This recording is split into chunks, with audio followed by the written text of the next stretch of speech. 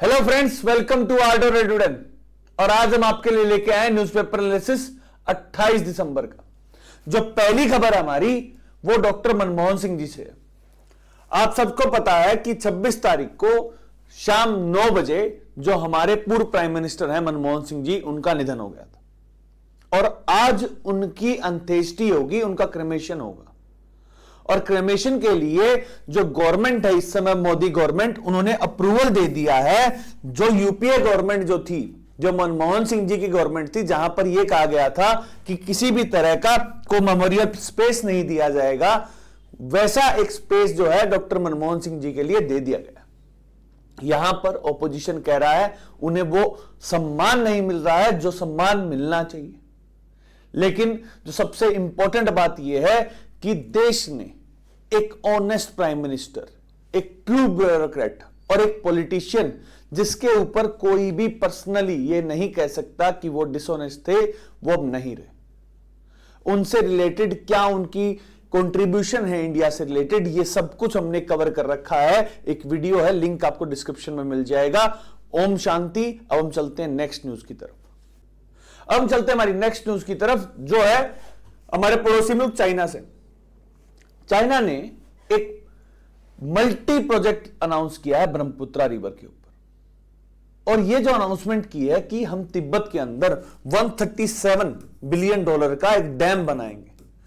और यह important India और बांग्लादेश के लिए किस लिए हो जाता है, क्योंकि बांग्लादेश के लिए तो ब्रह्मपुत्रा पूरी लाइफलाइन है। और वहीं अगर अरुणाचल प्रदेश से अगर 30 किलोमीटर दूर अगर कोई डैम बना रहे हैं और चाइना पे हम ये काउंटर नहीं कर सकते हैं कि वो वाटर डाटा को शेयर करेगा इंडिया के साथ, और अगर मान लीजिए कहीं बारिश ज्यादा हो जाती है और गेट्स अगर खोल दिए जाते हैं तो अरुणाचल प्रदेश के अंदर एक वाटर बॉम्ब फट सकता है। तो इसी तरह से इंडिया को भी इसके काउंटर के लिए एक डैम बनाना पड़ेगा और सेफ्टी रखनी पड़ेगी अपने नॉर्थ ईस्ट की।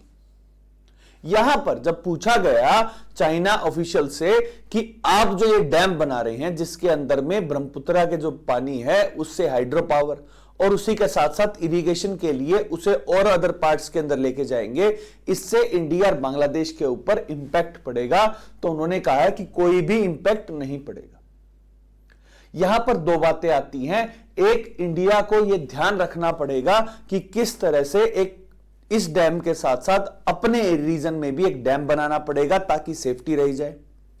और दूसरा, मॉनिटरिंग करनी पड़ेगी और एक प्रॉपर एग्रीमेंट साइन करना पड़ेगा। जो आज तक वाटर जो शेयरिंग है उसके ऊपर जो एग्रीमेंट नहीं है इंडिया और चाइना का, जैसे इंडिया और पाकिस्तान के बीच में है, इंडिया बांग्लादेश के बीच में है, तो एक ऐसा एग्रीमेंट भी है वो इंडिया चाइना के बीच में होना चाहिए। तभी हमें पता चलेगा कि चाइना कितना वाटर यूज कर रहा है और क्या अपनी जो उसकी जो शेयरिंग कैपेसिटी है उससे ज्यादा तो नहीं ले रहा है, और उसका इकोलॉजिकल और इकोनॉमिकल जो इंपैक्ट है वो इंडिया के ऊपर पड़ता है। इसलिए हमें इसके कॉन्ट्रैक्ट के ऊपर या एक एग्रीमेंट के ऊपर चाइना के साथ जाना चाहिए।